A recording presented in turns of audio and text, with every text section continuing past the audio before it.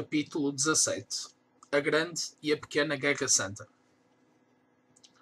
Como na visão tradicional do mundo, toda a realidade era um símbolo e toda a ação um rito, isto não podia deixar de ser válido também para a guerra. É por isso que, tradicionalmente, a guerra conseguiu revestir-se de um caráter sagrado, e a Guerra Santa e a Via de Deus serem uma e a mesma coisa.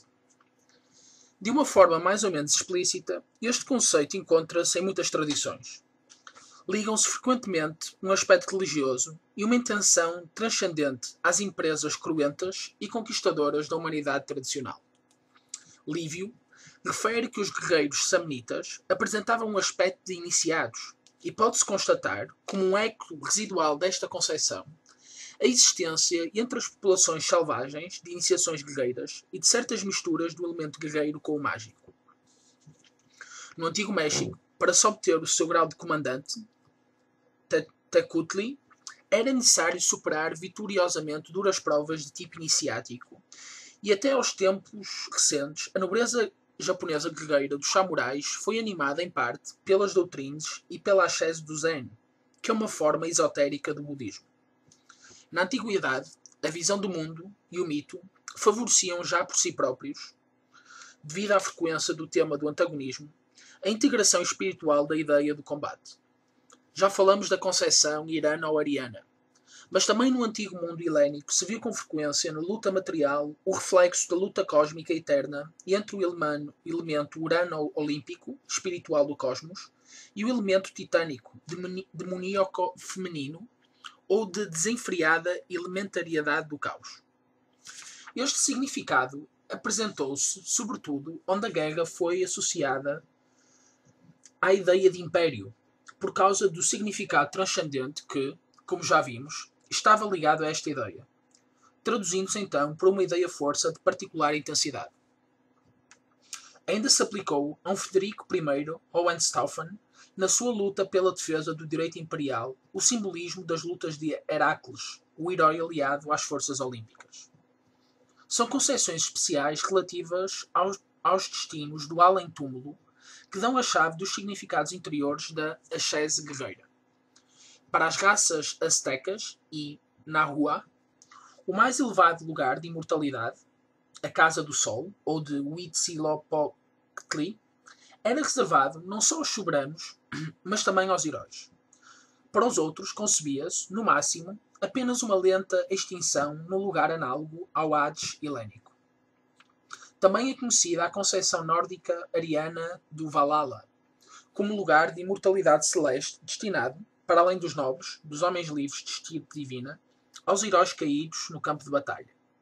O senhor deste lugar, que tal como Glittenborg, a montanha resplandecente, ou Gimborg, a montanha celeste, a altíssima montanha divina, no alto da qual brilha, para além das nuvens, uma claridade eterna, está ligado ao simbolismo da altitude e se confunde frequentemente com o próprio monte Asgard, com a residência dos Ases situada na Terra do Meio, Midgard. O senhor deste lugar é Odin Votan, o deus nórdico da guerra e da vitória, o rei que, numa versão do mito, com o seu próprio sacrifício teria mostrado aos heróis a via que conduz à morada divina, em que se vive eternamente e em que eles se transformarão em seus filhos. Assim, para os nórdico-arianos, nenhum sacrifício oculto era mais desejado pelo Deus Supremo e mais rico de frutos sobrenaturais que o celebrado pelo herói que tomba no campo de batalha. E da declaração de guerra até à vitória sangrenta, o elemento religioso impregnava as fileiras germânicas e arrastava também o indivíduo. Mas há mais. Nestas tradições encontra-se a ideia de que, com a sua morte heroica, o guerreiro passa do plano da guerra material terrestre para uma de luta de caráter universal e transcendente. A força dos heróis alimentariam o chamado Wildes Heer, a horda tempestuosa de que Odin é o chefe, que se lança do cume do Monte Valhalla e depois regressa para descansar. Mas nas forças superiores desta tradição, a horda dos heróis, recolhidos pelas valquírias para Odin nos campos de batalha, com a qual se acaba por confundir o Wildshir, é falange de que o deus tem necessidade para combater contra o Ragnarok, contra o destino que obscurece o divino. semelhança com o Kali Yuga, ou Idade Obscura da tradição hindu, que pende sobre o mundo desde eras bem longínquas, precisando-se que, por muito grande que seja o número dos heróis recolhidos no Valhalla, eles serão sempre poucos quando vier o lobo. É esta a concepção geral da integração da guerra na Guerra Santa. Daremos a seguir algumas referências mais especiais fornecidas por outras tradições. Na tradição islâmica, distinguem-se duas guerras santas. Uma é a Guerra Santa, El-Jihadul Akbar, e a outra a Pequena Guerra Santa, El-Jihadul Asghar. De acordo com o dito do profeta que, de regresso de uma expedição guerreira, disse: voltamos da Pequena Guerra Santa para a Grande Guerra Santa. A Grande Guerra é de ordem interna e espiritual. A outra é a guerra material, a que se combate no exterior, contra um povo inimigo, em particular, com a intenção de recuperar povos infiéis para o espaço em que vigora, além de Deus, Dar al-Islam. Todavia, a Grande Guerra Santa está para a Pequena Guerra Santa como a alma está para o corpo.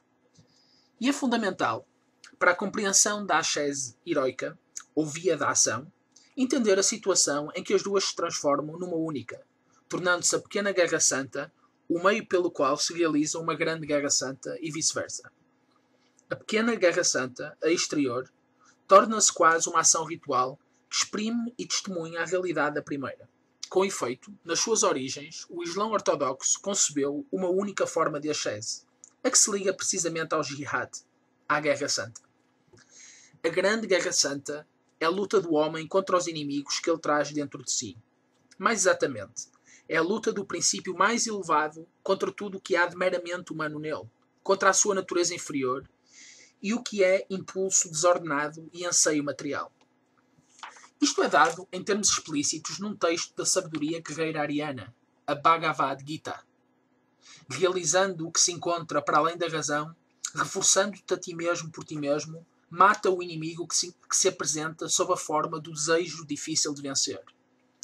É como cupidez e instinto animal, como multiplicidade desordenada de impulsos, como limitação ansiosa do eu fictício, e portanto também como medo, fraqueza e incerteza, que o inimigo resiste. O infiel dentro de nós tem de ser abatido e reduzido à escravidão. É esta a condição para se alcançar a libertação interior, o renascimento numa unidade profunda consigo mesmo, que, nas tradições ocidentais da Ars Regia, se exprime igualmente pelo simbolismo dos dois inimigos que se tornam um único, assim como pela paz, no sentido esotérico e triunfal de que já falamos. No mundo da ascese guerreira tradicional, a Pequena Guerra Santa, ou seja, a guerra exterior, acrescenta-se ou é mesmo prescrita como uma via para realizar esta Grande Guerra Santa. E é por isso que no Islão, Guerra Santa, Jihad, e Via de Allah são frequentemente utilizadas como sinónimos. Nesta ordem de ideias, a ação tem rigorosamente a função e a finalidade de um rito sacrificial e purificador.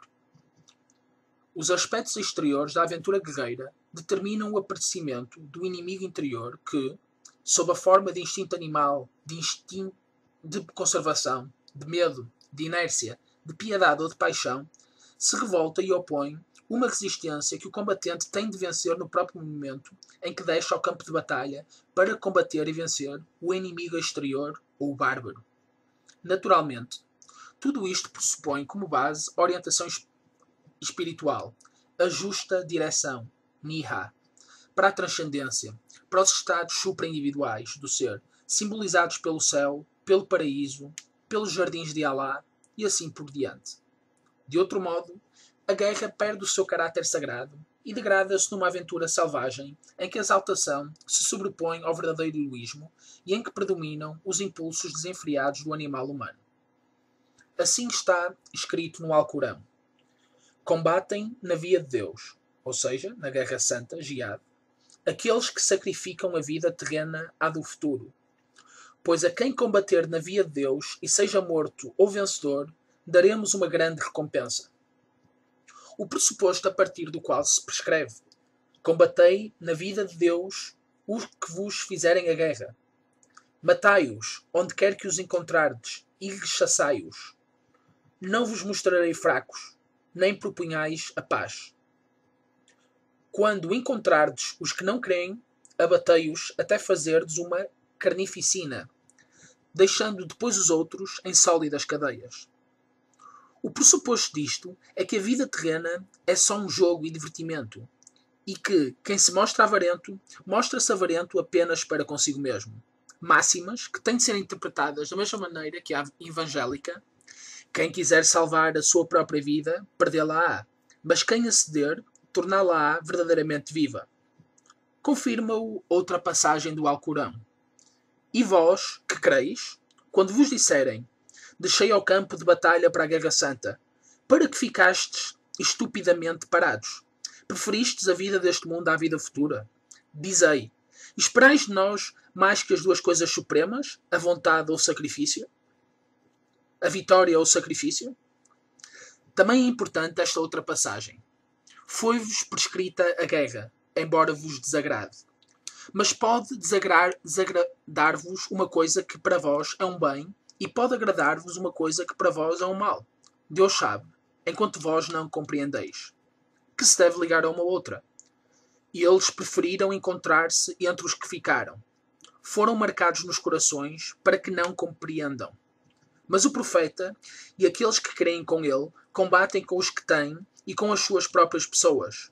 Serão eles que irão receber os bens e serão eles que irão prosperar. Deus preparou-lhes os jardins em que correm rios e onde eles ficarão eternamente. É esta a grande felicidade. Este lugar de conforto, o paraíso, serve como símbolo para estados supra-individuais do ser, de que, porém, a realização não é necessariamente relegada para depois da morte, como no caso a que pelo contrário se refere especificamente esta passagem. A realização dos que forem mortos na via de Deus não será perdida. Deus guiá-los-á e preparará as suas almas. Então, fá-los-á entrar no paraíso que ele lhes revelou. Neste caso, em que se trata de uma verdadeira morte na guerra, tem-se, portanto, o equivalente da mors triumphalis, de que se fala nas tradições clássicas. Quem, na pequena guerra, tiver sobrevivido a grande guerra santa, terá despertado uma força que verosimilmente o fará superar a crise da morte e que, depois de tê-lo já libertado do inimigo e do infiel, o fará escapar ao destino dos Hades. É por isso que se verá, na Antiguidade Clássica, que a esperança do defunto e a piedade dos seus parentes colocaram frequentemente sobre as urnas funerárias imagens de heróis e de vencedores. Mas até mesmo durante a vida se pode ter atravessado a morte e vencer. Pode-se ter vencido a sobrevida e subir ao reino celeste. A formulação islâmica da doutrina heroica corresponde a já exposta na citada Bhagavad Gita, em que se encontram os mesmos significados num estado mais puro. E não deixa de ter interesse salientar que a doutrina da libertação através da ação pura, exposta neste texto, é declarada de origem solar e teria sido comunicada diretamente pelo chefe de estirpe do presente ciclo, não aos sacerdotes ou brahmana, mas sim a dinastias de reis sagrados. Há piedade que impede o guerreiro Arjuna de descer ao campo de batalha contra os inimigos, por reconhecer entre estes parentes e mestres seus, é qualificada no Bhagavad Gita de cobardia indigna de um homem bem-nascido, ignominiosa que afasta do céu. A promessa é a mesma. Morto, ganharás o paraíso. Vitorioso, possuirás a terra. Por isso, ergue-te resoluto para o combate. A orientação interior, a Niha islâmica, capaz de transformar a pequena guerra numa grande guerra santa, é declarada em termos bem claros. Dedicando-me todas as obras, diz o Deus Krishna, com o teu espírito fixado no estado supremo do eu, livre de toda a ideia de possessão, livre da febre no espírito, combate. É em termos igualmente claros que se fala da pureza desta ação, que tem de ser querida por si mesma. Considerando como iguais o prazer e a dor, o lucro e a perda, a vitória e a derrota, prepara-te para a batalha. Assim não terás qualquer culpa. Ou seja, não te desviarás de maneira nenhuma da direção sobrenatural ao realizares o teu dharma de guerreiro. A relação entre a guerra e a via de Deus é a mesma que se encontra presente na Bhagavad Gita, com uma acentuação do aspecto metafísico. O guerreiro, de certo modo, reproduz a transcendência da divindade. O ensinamento que Krishna forneceu a Arjuna diz respeito, acima de tudo, à distinção entre o que, como ser puro e imorredouro, e o que, como elemento humano e naturalista, tem somente uma aparência de existência. Não há possibilidade de existência para o irreal ou possibilidade de não existência para o real. Os que sabem apercebem-se da verdade respectiva de cada um destes dois termos. Tens de saber que é indestrutível o que ocupa tudo. Quem o considerar como matador e quem o considerar como o que é morto, são ambos ignorantes. Ele não mata nem é morto. Não é morto quando o corpo é morto. Estes corpos do espírito eterno, indestrutível e ilimitado, são perecíveis. Por isso, ergue-te e combate. A consciência da irrealidade, do que se pode perder, ou fazer perder, como vida caduca e corpo mortal, consciência a que corresponde a definição islâmica da existência terrena como jogo e divertimento, associa seguidamente o conhecimento do aspecto divino, segundo o qual aquele é força absoluta, perante a qual surge toda a existência condicionada como negação. Uma força que, portanto, se desnuda, por assim dizer, e resplandece numa temível teofania, precisamente na destruição, no ato que nega a negação, no turbilhão que arrasta consigo toda a vida finita para aniquilar, ou para a fazer ressurgir lá no alto, transhumanizada. Assim, para libertar Arjuna da dúvida e do mole vínculo da alma, o Deus não só declara: nos fortes eu sou a força isenta de desejo e de paixão, sou o clarão do fogo, sou a vida em todas as criaturas e a austeridade nos ascetas. Sou o intelecto dos sábios e a glória dos vitoriosos.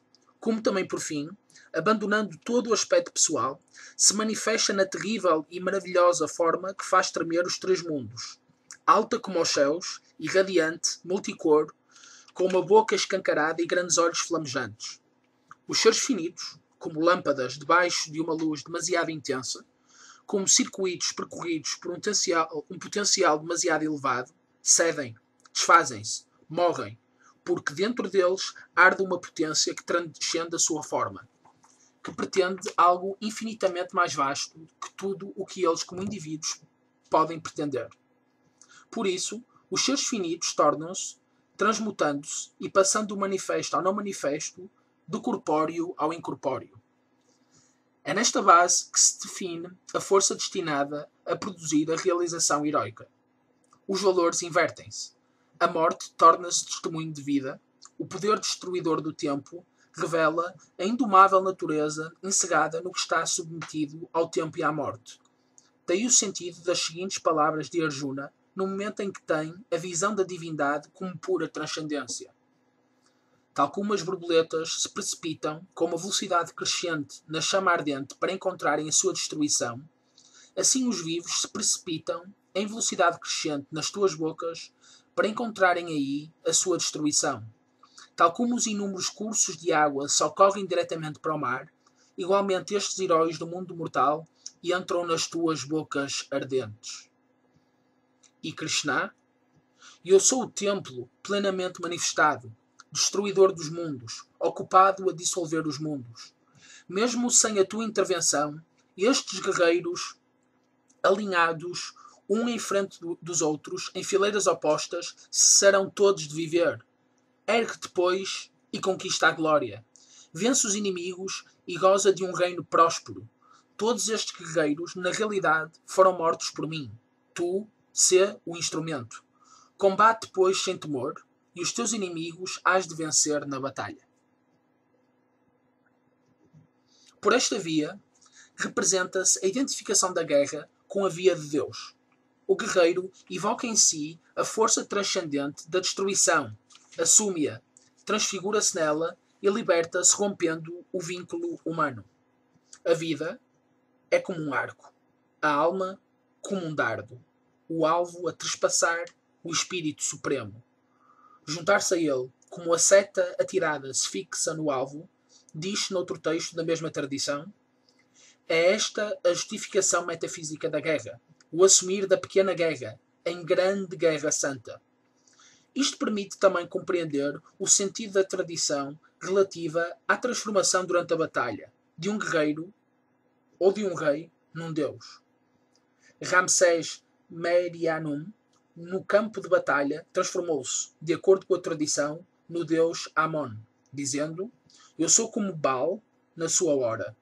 E os inimigos, reconhecendo naquela amálgama, gritavam: "Não é um homem, é Satku, o grande guerreiro, é a encarnação de Baal." Baal corresponde aqui a Siva e ao Indra védico, assim como ao paleogermânico e solar Tyr, que tem por sinal a espada, mas que também está relacionado com a runa e ideograma da ressurreição, homem com os braços levantados, e com o já referido Odin Wotan, deus das batalhas e da vitória. Por outro lado, não se deve descurar o facto de quer Indra, quer Wotan serem igualmente concebidos como deuses da ordem. Indra é chamado moderador das correntes e como deus do dia e do céu luminoso, que tem também características olímpicas, que regem o curso do mundo. Assim, voltamos a encontrar o tema geral de uma guerra que se justifica como um reflexo da guerra transcendente da forma contra o caos e as forças da natureza inferior que a este se encontram associadas. Iremos analisar mais adiante as formas clássicas ocidentais da via da ação. Para terminar o assunto da doutrina da Guerra Santa, falta-nos fazer referência às cruzadas. O facto de nas cruzadas se encontrarem frente a frente como adversários homens que combatiam vivendo a guerra, no fundo, segundo o mesmo significado espiritual, mostra o verdadeiro lugar dessa unidade no espírito tradicional, que se pode ter mantido não só através das diferenças, mas também através dos contrastes mais dramáticos. É precisamente no facto de se lançarem um contra o outro pela Guerra Santa que o Islão e a Cristandade dão igualmente um testemunho da unidade no espírito tradicional. Já o enquadramento geral das cruzadas é rico de elementos suscetíveis de lhes conferir um sentido simbólico ritual. A conquista da Terra Santa, para além do mar, apresentava na realidade muito mais relações do que se tem suposto com as antigas tradições, segundo as quais, no longínquo Oriente, em que nasce o Sol, se encontra a região feliz dos Ases, com a santa cidade de Ayard, em que não reina a morte, mas sim os viandantes gozam de uma serenidade celeste e de vida eterna. É por isso que a luta contra o Islão teve como natureza, desde os seus inícios, muitos pontos de contacto com a ascese. Não se tratava de combater pelos reinos da terra, mas sim pelo reino do céu. As cruzadas não eram de maneira nenhuma coisa dos homens, mas sim de Deus. Por consequência, não deviam ser julgadas como os outros acontecimentos humanos. A Guerra Santa era considerada naquela época como uma guerra totalmente espiritual e, para usar a expressão de um cronista da época, como um batismo, que é quase um fogo do purgatório antes da morte. Os que morriam nas cruzadas eram comparados pelos papas e pelos pregadores a ouro 3 vezes provado e 7 vezes purificado no fogo, de maneira a encontrar a graça junto do Senhor Supremo. Nunca vos esqueçais deste oráculo, escrevia São Bernardo no de Lod Novae Militiae. Quer vivamos, quer morramos, pertencemos ao Senhor. Que glória para vós, não sairdes da amálgama senão cobertos de louros. Mas haverá alguma glória maior que a de ganhar no campo de batalha uma coroa imortal? Ó afortunada condição em que se pode esperar a morte sem temor, desejá-la com impaciência e recebê-la de ânimo firme. Ao cruzado, prometia-se a posse da glória absoluta, gloire absolue, o descanso no paraíso, na rude língua guerreira da época, conquerelit en paradis, ou seja, o mesmo conforto sobrenatural de que se fala no Alcorão. Neste ponto, Jerusalém, meta da conquista cruzada, apresentava sob o duplo aspecto de uma cidade terrestre e de uma cidade celeste, e a cruzada tornava-se o equivalente, no plano da tradição heroica, do rito de uma peregrinação, e da paixão de uma vis crucis. Por outro lado, os pertencentes às ordens que maior contributo prestaram às cruzadas, por exemplo, os Cavaleiros do Templo e de São João, eram homens que, tal como o monge ou o asceta cristão, tinham aprendido a desprezar a vacuidade desta vida. Nestas ordens encontravam-se retirados os guerreiros que se tinham sentido fartos do mundo, a que tinham visto e provado tudo, de modo a dirigirem agora o espírito para algo mais elevado. O ensinamento de que vita es militia super terram podia realizar-se neles de maneira integral, interior e exterior. Com as orações, preparavam-se para combater e lançavam-se contra o inimigo. O seu toque das matinas era a tromba de guerra. Os seus cilícios, as armaduras que raramente despiam. As fortalezas tornaram-se os seus mosteiros.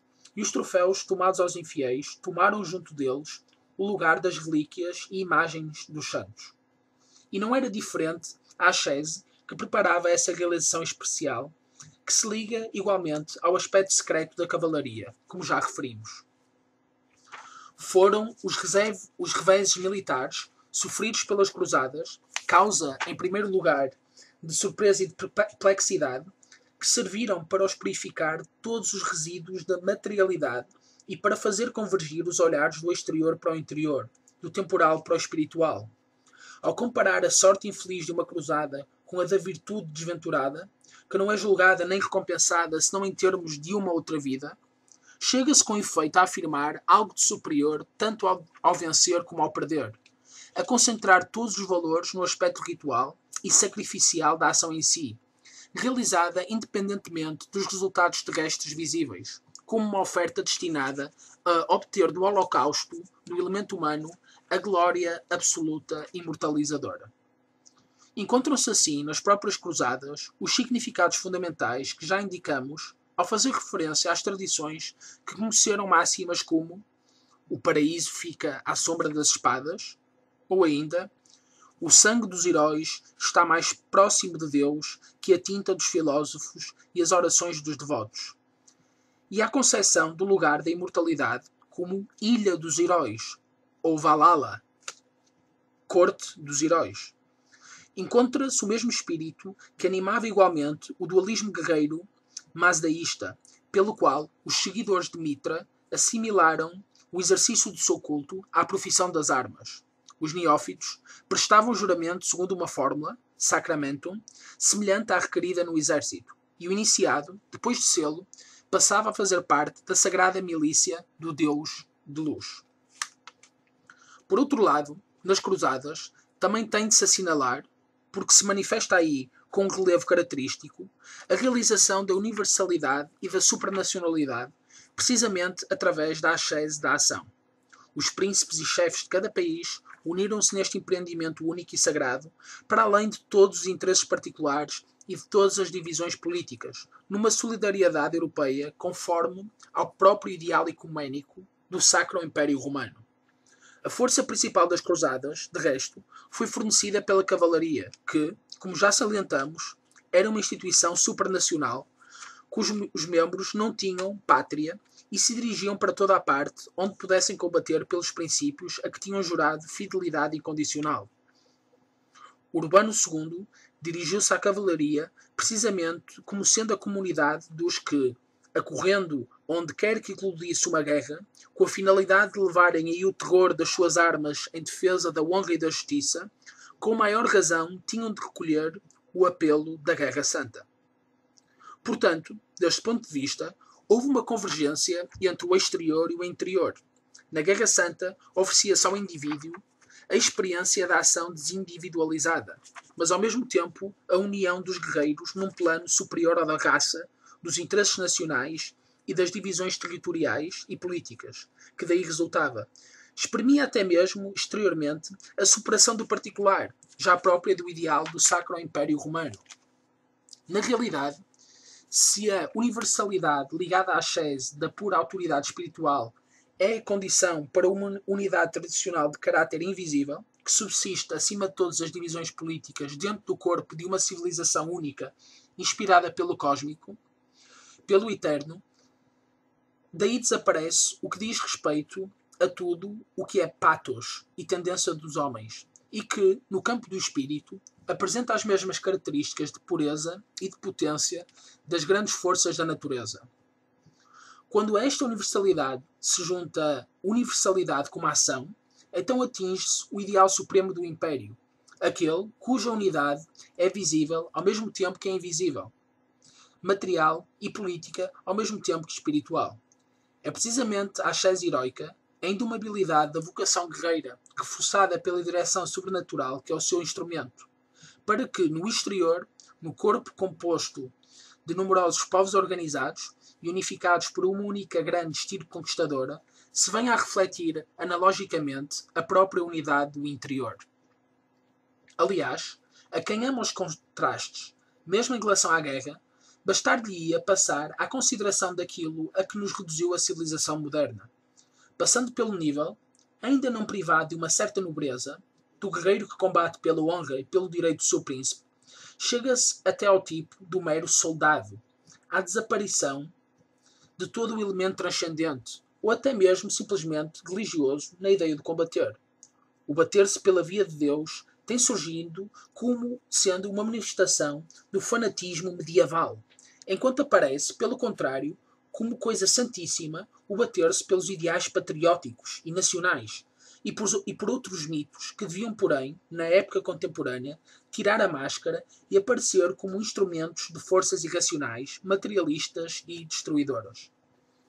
Assim, tem-se podido perceber, pouco a pouco, que onde se falava romanticamente de pátria, frequentemente se pensava em planos de anexação ou de opressão e nos interesses de uma indústria monopolista. Tem-se podido perceber que os discursos sobre o heroísmo pertenciam predominantemente aos que acompanhavam às estações de embarque os outros que partiam para viver a guerra como uma coisa completamente diferente, como uma crise, cujo resultado tem sido quase sempre não a verdadeira transfiguração heroica da personalidade, mas sim a regressão do indivíduo ao plano dos instintos selvagens, dos reflexos, das reações, que conservam bem pouco do aspecto humano devido a situarem-se não acima, mas abaixo dele. A época dos nacionalismos conheceu um digno sucedâneo das duas grandes culminações tradicionais, ou seja, da universalidade da autoridade espiritual e da universalidade heroica, o imperialismo. Enquanto, mesmo numa sociedade primitiva, se considera reprovável o ato de quem se apodera pela violência dos bens de outrem, só pelo facto de desejá-los ou de ter necessidade deles, um comportamento deste género, nas relações entre as nações modernas, tem parecido ser uma coisa natural e legítima, tem consagrado a ideia do combate e tem servido de base ao ideal imperialista. Uma nação pobre ou sem espaço, pensa-se, tem absolutamente o direito, se não mesmo o dever, de pôr as mãos nos bens e nas terras de outros povos. Em certos casos, chegou-se inclusivamente a criar na perfeição as condições para que uma nação seja impelida à expansão e à conquista imperialista. Um exemplo típico a este respeito foi o da política demográfica, que obedece à palavra de ordem: o número é o poder.